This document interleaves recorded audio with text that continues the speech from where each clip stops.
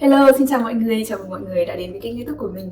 Như có nói ở trong video vlog về sinh nhật tuổi 30 của mình thì video này sẽ là một cái unboxing video cho chiếc hộp đặc biệt này đây. Đây là một món quà sinh nhật mà mình tự tặng bản thân mình năm nay. Và cho ai chưa biết ý, thì đây là một chiếc hộp đến từ thương hiệu Hermes. Hermes là một cái thương hiệu khá là chảnh trong việc offer cho mình mua túi, kể cả những chiếc túi được coi là bình thường. Nghĩa là về lý thuyết là mình có thể mua được trên mạng hoặc là mua được vào cửa hàng và có thể hỏi để có thể mua được ngay. Tuy nhiên ý, thì thường nó sẽ không đơn giản như thế, đặc biệt là sau cái đợt dịch vừa rồi thì số lượng của các cái món đồ nó đều có hạn, cho nên là cũng không phải là dễ. Chưa kể là nếu mà mọi người có một cái tiêu chí nhất định về ví dụ màu sắc hay là size túi chẳng hạn thì càng khó hơn nữa. Còn chiếc hộp này là một chiếc túi còn đặc biệt hơn như thế vì nó được gọi là quarter bag, nghĩa là mình phải có xây dựng được một cái mối quan hệ với lại cái essay của mình, phải có một cái profile với lại cả thương hiệu thì mình mới có thể được offer một chiếc túi này, và một năm chỉ được offer tối đa là 2 lần thôi mọi người ạ. Đương nhiên là có một vài những trường hợp đặc biệt gọi là exception, nhưng mà mình sẽ nói cái câu chuyện đấy trong một video khác nếu mà mọi người tò mò nhé. Thì đây là chiếc túi thứ hai của thương hiệu Hermes mà mình có. Mình có một chiếc túi Evelyn TPM là size mini, size nhỏ nhất của cái dòng túi Evelyn. Và ngoài ra thì mình có một cái card holder của Hermes. Cả hai món đồ đấy thì mình đều rất yêu thích và sử dụng rất là nhiều trong suốt khoảng độ 1 năm vừa qua.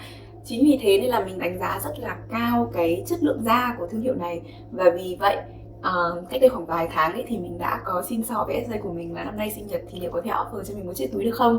Thì essay cũng có nói thật với mình luôn là sẽ cố gắng nhưng mà không thể hứa trước được. Tuy nhiên thì vẫn có hỏi mình những cái lựa chọn về chiếc túi mà mình muốn, thì mình cũng đưa ra một vài những cái tiêu chí về mẫu túi này, rồi size này, màu sắc này, rồi khóa vàng, khóa bạc các thứ. Và tuần trước khi mà mình đến Hermes để xem cái event Silk Embroidery thì essay của mình đã mang ra chiếc túi này. Trước khi mà mở hộp ấy thì essay cũng có nói với mình qua về đặc điểm của cái túi, và cũng có nói luôn với mình là tao biết đây không phải là cái lựa chọn đầu tiên của mình. Hai cái lựa chọn thứ nhất và thứ hai của mình chỉ khác nhau về size thôi mọi người ạ. Cái lựa chọn về cái size to hơn và một cái lựa chọn thứ hai là cái size nhỏ hơn. Thì essay của mình nói là đây là một cái túi size nhỏ, cho nên là trước khi mở ra thì muốn hỏi ý kiến của mình xem là mình có chắc là mình muốn xem không. Nếu mà mình vẫn cảm thấy lăn tăn ấy thì có thể đợi để essay của mình sẽ cố gắng tìm cho mình một chiếc túi mà thực sự như ý, đúng như là với lại các cái first option của mình. Nhưng lúc đấy thì mình đã bảo là không, cứ để cho mình xem đi, mình không thể bỏ lỡ được, biết đâu đây là một cái túi mà mình cảm thấy nó còn phù hợp hơn so với cái lựa chọn đầu tiên của mình thì sao. Thế như mình nói đấy, mình chưa từng sở hữu một chiếc túi như thế này bao giờ cả, nên là mình phải xem tận mắt, mình phải sờ tận tay thì mình có thể biết được, đúng không? Và không để cho mọi người chờ lâu nữa, mình sẽ cùng mở unbox cái hộp này nhá. Trời ơi, hồi hộp quá. Mặc dù là chiếc túi này mình đã nhìn thấy rồi, essay của mình có mở ra ở trong cửa hàng rồi, và mình sẽ chèn cái clip đấy ở bên góc ở trên này nhá. Tuy nhiên ý, là từ cái hôm mang về thì mình chưa hề mở lại luôn. Essay của mình đóng gói như thế nào là mình để nguyên như vậy. Cái cách gói của Hermes cũng khá là khác với lại cả các cái nhãn hàng khác như kiểu Chanel chẳng hạn. Thì cái phần giấy này nó cũng rất là đơn giản và cũng rất là gọi là mỏng nhẹ, nó cũng không kiểu nhiều ở đâu. Nhiều khi hộp của Chanel họ kiểu để khá là nhiều những cái tissue paper này, vì là cái hộp nó có thể hơi to so với cái size túi chẳng hạn, nhưng mà cái hộp này nó rất là vừa vặn, rất là vừa vặn để túi luôn. Ở trong này thì nó đây, cái túi sẽ ở trong này này. Nhưng mà trước khi mở cái túi để cho mọi người xem còn những cái gì khác, vì nói thật là mình cũng chưa nhìn xem nó có những cái gì khác. Đây thì chỉ là một cái tag, cái này là một cái tag, nó có kiểu barcode các thứ, sẽ có tên của túi này, rồi size này, màu sắc này và chất liệu da nữa.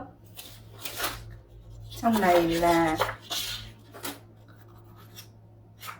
một cái quyển chắc kiểu dạng care booklet, giống như kiểu Chanel cũng có, và mình thấy hầu hết các cái thương hiệu cao cấp thì cũng đều có một cái quyển như thế. Trong cái túi này mình đã xem rất là nhiều những video unboxing kiểu túi của Hermes rồi, thì mình biết là họ có nó gọi là cái túi này là như kiểu cái túi che mưa cho cái túi Hermes của mình ý, cứ gọi là cái áo mưa của túi ấy. Thế nhưng mà nói thật chẳng có ai mà lại cầm cái túi Hermes ra ngoài đường lúc mà trời đang mưa cả mọi người ạ. Bao nhiêu tiền của ở đấy, ai mà lại cầm đi ra ngoài, đúng không? Thì cũng chả ai cầm túi hiệu đi mưa hết. Thôi, mọi người có đoán được không? Nếu mà nhìn cái size nhỏ nhỏ như này mọi người chắc là cũng đoán được là cái túi size như thế nào, đúng không? đâu. Trời ơi, lúc mà essay của mình mở cái túi này ra ấy, mình kiểu thế này mà lại bảo là mình không muốn xem mà mình thế này cơ mà. Đây. Có thể nhìn thấy có hai quai này, hai quai thì nếu mà ai mà có biết về Hermes hoặc biết về thương hiệu này thì có thể đoán được đây là chiếc túi gì đúng không? Có hai quai thì nghĩa là túi Birkin rồi. Và ta-da! Trời ơi mọi người ơi, xinh không? Xinh quá đi. Đây là một em túi Birkin size 25 da Togo và màu này là màu chai. Không biết phải miêu tả hơn thế nào nữa. Khi mà mình hỏi essay của mình là mình muốn một chiếc túi khi mà essay của mình hỏi mình là mình muốn một chiếc túi như thế nào ấy thì mình có nói là mình muốn một chiếc túi size 30, Birkin size 30, da Togo và màu là màu neutral, nghĩa là ở trong các cái sắc độ mà tông màu nó cứ trung tính thì là được, trừ màu đen. Vì mình biết là nếu mà cho mình xem một cái túi màu đen thì khả năng cao là mình sẽ lấy luôn, không suy nghĩ gì cả, vì mình rất thích là cái túi màu đen, nó rất là classic và rất là dễ dùng. Nhưng mà mình muốn một cái túi đặc biệt như này thì nó phải khác biệt một chút, và mình cũng đã có một vài những cái túi màu đen trong bộ sưu tập của mình rồi. Essay của mình làm được rồi mọi người ạ. Cái ngày hôm mà mình đến cửa hàng ấy, thì mình có thấy có một chiếc túi Birkin size 30 và màu đen được offer cho một người khách khác. Thì phải nói thật là lúc mà mình nhìn thấy cái túi đấy ấy, kiểu mình rất là giống như kiểu muốn chạy ra và kiểu chúng ta xem với được không ý. Nhưng mà như thế thì nó rất là kỳ đúng không? Nhưng mà thật sự nó rất là đẹp luôn. Và mình biết là nếu mà cái túi này rơi ra thì chắc chắn là mình sẽ lấy. Lý do mà mình muốn lấy một cái size 30 ấy là tại vì năm nay sinh nhật 30 tuổi. Lý do chỉ có thế thôi mọi người, chỉ có vậy thôi. Và còn một cái điều nữa ấy, là khi mà mình xem rất là nhiều những cái video review về chiếc túi Birkin này thì mình biết là cái size 30 là một cái size mà của cái tay cầm này nó to hơn một chút ấy, để nó phù hợp với lại cả cái tỷ lệ của túi ấy, thì nó có thể đeo được lên đến tận kiểu trên khuỷu tay này luôn. Còn cái túi size 25 này thì vì chỗ này nó rất là bé, mình còn đang mặc một cái áo len hơi to nữa, nó đeo vừa qua cổ tay mình à. Còn nếu mà cái áo len nó nhỏ hơn hoặc là một cái áo nó ôm hơn, hoặc ví dụ như kiểu mùa hè sách ấy, thì mình có thể đeo đến khoảng độ giữa cái cánh tay như thế này này. Thế nhưng mà chỉ đến thế thôi, mà đấy là tay mình là tay châu Á nhé. Mọi người tưởng tượng là những ai mà kiểu như là có cái phần cổ tay ấy, nó to hơn một chút ấy, thì gần như là cái túi này sẽ chỉ xách được thôi, chứ kiểu không có thòng vào được như thế này đâu. Nó hơi bất tiện một chút. Thế nhưng mà cái dáng này cái size này thì nó quá là phù hợp với lại cả cái dáng người mình luôn, nên là khi mà mình cầm và mình thử ấy thì mình không thể từ chối được. Không biết phải nói gì hơn nữa. Nói về màu sắc đi, thì cái màu chai này nó giống, nghe cái tên mọi người đã nghĩ ngay đến kiểu chai tea latte ấy. Kiểu ai uống Starbucks ấy thì chắc là sẽ biết. Nó là một cái màu kiểu màu be, nhưng mà màu be sẫm, thì nhưng mà cái tông nó sẽ hơi chìm một chút, kiểu hơi muted một chút. Nó không phải là một cái tông màu mà kiểu như là nó sáng và kiểu như là gọi là kiểu chóe. Và ngoài ra ấy, thì cái tông màu này nó có một cái undertone, nó kiểu hơi kem kem ý, cái cảm đúng nghĩa như là cái màu của cái chai tea latte, là kiểu một kem sữa ấy, có một cái undertone một kem sữa ấy. Trời ơi, đấy, lần đầu mở túi hoay không biết là làm thế nào để có thể lấy được cái này ra. Đây được rồi. Ok. Một cái ở trong này nữa. Và ở phía trong túi thì còn có một cái dustbag nhỏ. Ở trong này thì sẽ có cái khóa này và có chìa này. Đây.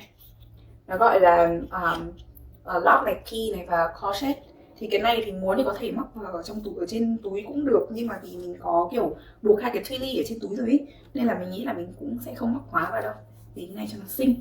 Cái twirly này ấy, là mình đã nhờ essay của mình buộc hộ, vì là mình buộc không khéo. Và khi mà xem essay của mình buộc ấy thì mình mới nhận ra ấy, là mình đã từng mua một cái twirly rồi để mình buộc vào kiểu quai mấy cái túi mà mình có quai sách như thế này này. Mình nhìn thấy những cái hình ảnh như thế này kiểu túi buộc twirly như này ở trên mạng rất là nhiều. Và mọi người biết sao, mình buộc từ đầu bên này sang đầu bên kia, nó rất là khó để căn để cho hai cái đuôi khăn này nó bằng nhau ấy. Mình cứ loay hoay có khi 10-15 phút nó cũng không cân, xong rồi kiểu mình kiểu ấp luôn, kiểu kệ nó sao cũng được. Essay của mình khi mà làm ấy thì mình mới nhận ra là essay của mình quấn từ giữa, quấn từ giữa và quấn sang hai bên, nên là cái miễn sao mà để cái khăn được đúng cái điểm ở giữa thì cái đuôi nó sẽ bằng nhau, làm rất là nhanh và nó rất là đẹp luôn, đảm bảo là đẹp xinh luôn. Không biết phải miêu tả hơn thế nào nữa. Mình có mang cái card holder của mình thì cho mọi người xem. Card holder của mình là bằng da Epsom và màu gold, để cho mọi người có cái sự so sánh giữa hai cái màu này. Cái màu gold này là một trong những cái màu classic của Hermes và rất là được săn đón luôn, đặc biệt là kiểu trong khoảng 2 năm trở lại đây, cùng với lại cả cái tông màu caramel của Chanel ấy, cực kỳ là hot luôn. Thì mọi người có thể thấy là cái màu gold này nó sẽ có cái nó đậm hơn, nó có nhiều cái tông nâu hơn, và cái màu nó sẽ, cái undertone nó ấm hơn. Còn cái này cái undertone nó sẽ hơi lạnh hơn một chút, và cái màu thì nó sáng hơn rất nhiều. Cái undertone kiểu hơi creamy, kiểu kem kem ấy, chứ nó không kiểu vàng nâu sẫm như thế này. Và chỉ vậy thôi, cũng không biết nói gì thêm nữa. Cái video unboxing này kiểu mình chắc là mình sẽ để nguyên như thế này, mình không có edit gì nữa. Quá là đẹp, quá là xinh rồi. Và mình sẽ bắt đầu sử dụng em túi này để có thể review cho mọi người xem luôn. Đây là cái túi chất liệu da Togo đầu tiên của mình. Cái này thì là Epsom, còn cái túi Evelyn của mình thì là da Clemence. Nhưng mà như mình tìm hiểu ấy, thì cả ba cái loại da này đều rất là bền, và mình xác nhận luôn là Epsom và Clemence thì cực kỳ bền luôn, dùng rất là thích. Nên là mình sẽ dùng thử và sẽ review cái da Togo để xem thế nào nhá. Và hy vọng là mọi người đã thích cái video này. Hẹn gặp mọi người trong những video lần sau. Bye bye.